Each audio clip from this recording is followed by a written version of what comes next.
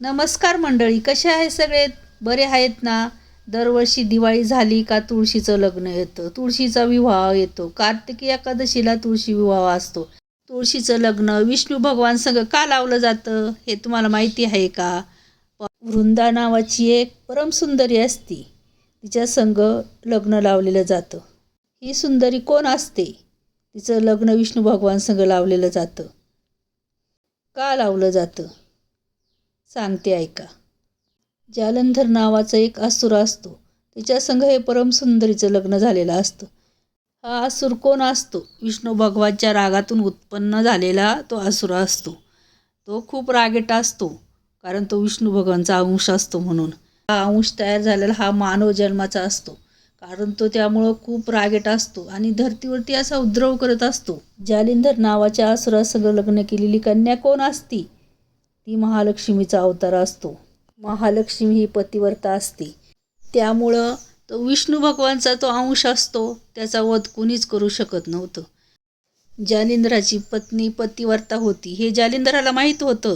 माझा वध कुणीच करू शकत नाही.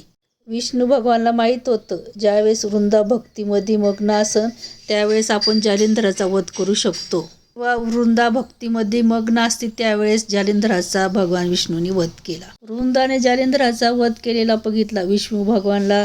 तिने प्रश्न केला, मी एवढी तुमची भक्ती करत असन तुम्ही माझ्या पतीचा वध का केला? विष्णू भगवानला म्हणाले, मी एक पतिव्रता आहे, तरी तुम्ही माझ्या पतीचा वध का केला? मी आता माझ्या पतीबरोबर सती जाणार आहे. तेव्हा विष्णू भगवान वृंदावनला म्हणाले, तुझं कार्य इथपर्यंतच होतं. विष्णू भगवान म्हणाले, तू सती गेलेलं वाया जाणार नाही, युगानुयुगे तुझी पूजा केली जाईल.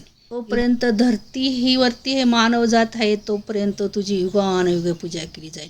युगानुयुगे ती सुहासीन म्हणून तुझी पूजा केली जाईल. वृंदा क्षणात सती जाते आणि ज्या ठिकाणी सती जाते त्या ठिकाणी झाड उगलं जातं. त्या झाडाचं नाव असते तुळस.